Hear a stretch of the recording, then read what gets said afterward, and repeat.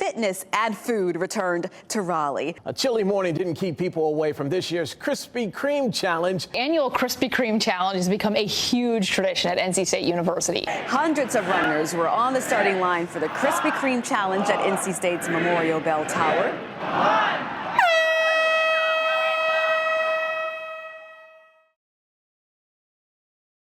Who are you guys? I'm Colby, Trotter, the sports editor for Technician. I'm Nicole, I'm the video editor for Technician as well. Hi, my name is Cate Humphreys, and I am one of the photo editors here at Technician. So the idea initially kind of started, Colby and I became really close friends, going to the gym together, bonding over that, and we kind of got on the conversation of running more, kind of doing it because we hate it. And then a conversation between Jacob, the assistant video editor, and I came up of jokingly putting a GoPro on Colby and just having him run it. And then it became him and I training kind of somewhat together, and now we're here. 1 hour, 5 miles, 12 donuts. No, none other than the Krispy Kreme Challenge, thousands of runners gather in Raleigh, North Carolina, to take on a challenge that blends endurance, absurdity, and a whole lot of sugar. The Krispy Kreme Challenge started in 2004 as a light-hearted dare among NC State park scholars. What began as a joke quickly turned into a full-fledged tradition, drawing thousands of participants every year. On paper, it sounds like a terrible idea.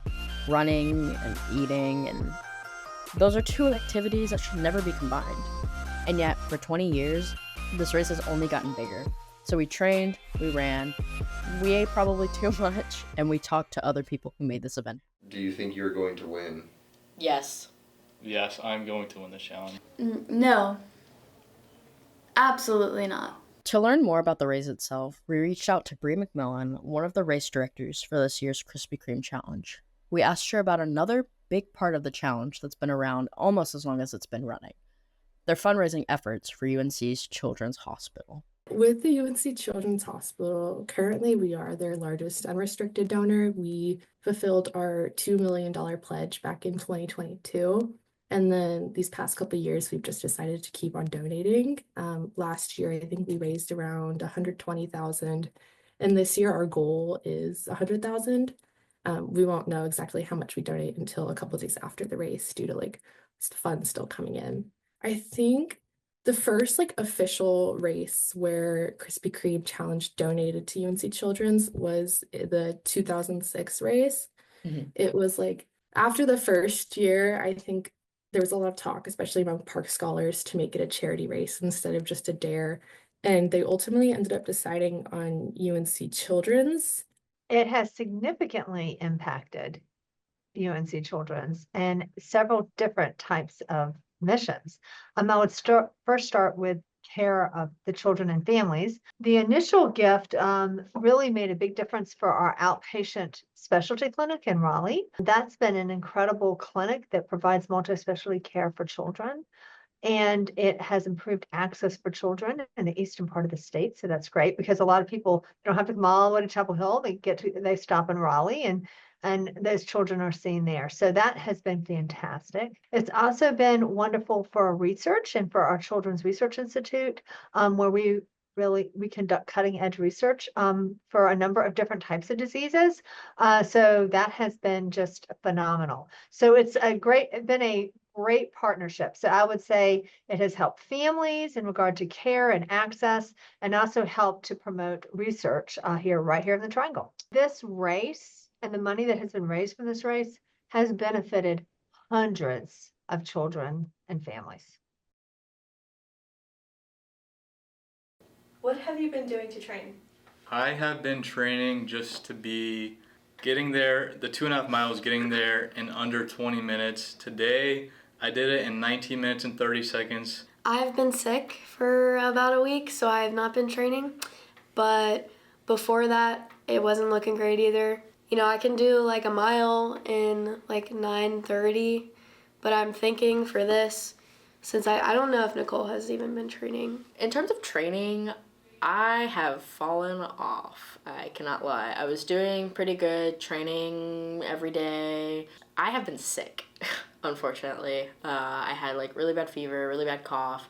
kind of up and down. I was feeling really good, and then I was feeling really bad, and I just like could not get it together and just like working a lot. So unfortunately, I haven't been doing a whole lot of training.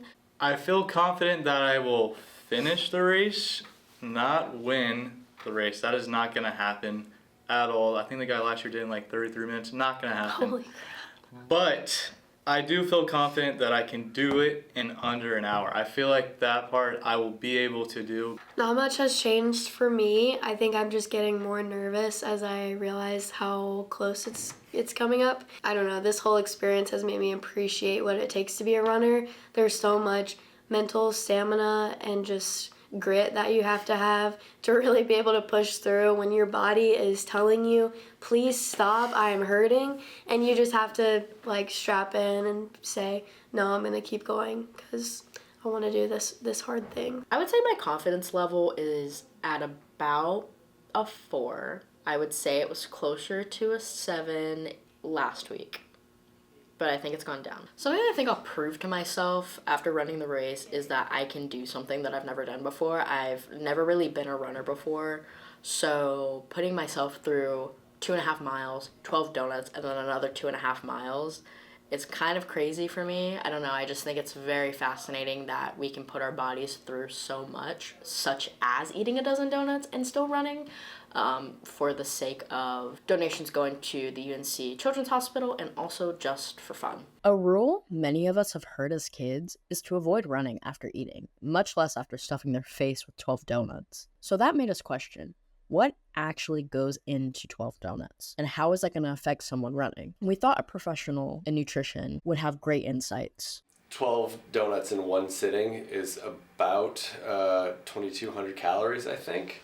Typical daily recommendations for an individual, for a healthy individual, is about 2,000 calories. There's about just over 1,000 1,000 calories of carbohydrates, which is about 260-ish grams of carbohydrates, and kind of the general recommendation for an hour of activity is somewhere between 30 and 60 grams of carbohydrate. Because you have to eat the donuts before you leave Krispy Kreme, I'd say the one thing that I would recommend is getting as much of the air out of the donuts as you can. They're kind of light and fluffy dessert. Smushing them, whatever you can do to get as much of that air out of the donuts. In my thought, the air might cause you to burp, and that could cause you to throw up. So if you want to keep the donuts down and in your stomach during the course of the second half of the race. Why would anyone want to put themselves through something like this? What's the point in punishing your body, and especially your gut, to finish this challenge? Everyone will have their own reason, but here's ours. Not only being an NC State student and it being a part of NC State history, I think it's mostly just like putting myself through something I didn't think I could do before. That's exactly why I started running in the first place, is just because you don't know what your body's capable of. In the Navy, there's a 40% rule they talk about, and when you think you're finished, you're only 40% of the way there. You still have 60% left in the tank. So it's something like that is doing hard things like that can really do a lot for your confidence in all areas of life. So if we're going to get like serious here, that's something that this provides in a way. It's obviously a very fun challenge on the surface, but when you go deeper into it and why I'd want to do something like this, it's just some challenge, like she said, to do that and to prove to yourself that you can do something like that. I definitely don't think I would be as disciplined and I guess encouraged to go as hard as I am if we didn't have this conversation of like, oh, we should do it. Always find yourself an accountability partner. They're very good, very helpful in life in general, so yeah.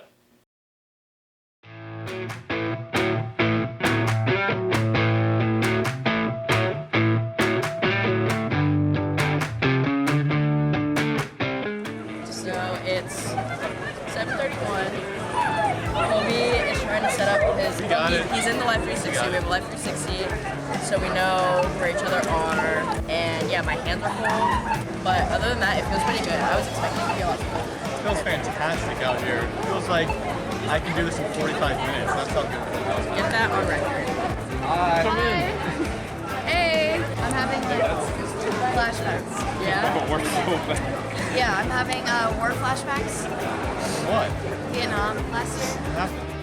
So last year, I had planned to run the Krispy Kreme challenge with some of my coworkers for a Technician Tries video. I got about 500 feet from the bell tower to the subway, and I went up on the curb and tried to pass some people who were walking, and I came back down and absolutely wiped out, and I sprained my ankle. Didn't finish the race, obviously, but I'm gonna redeem myself this year.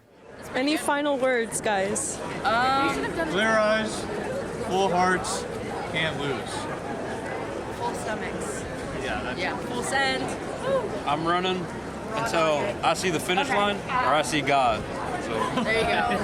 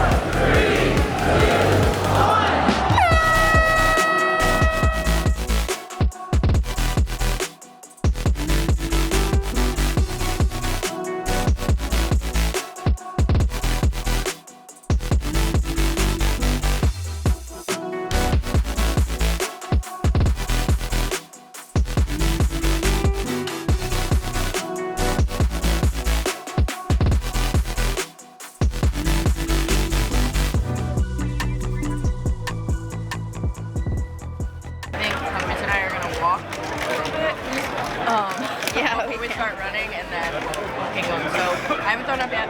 Fingers crossed. I will throw up. So we'll see how it goes.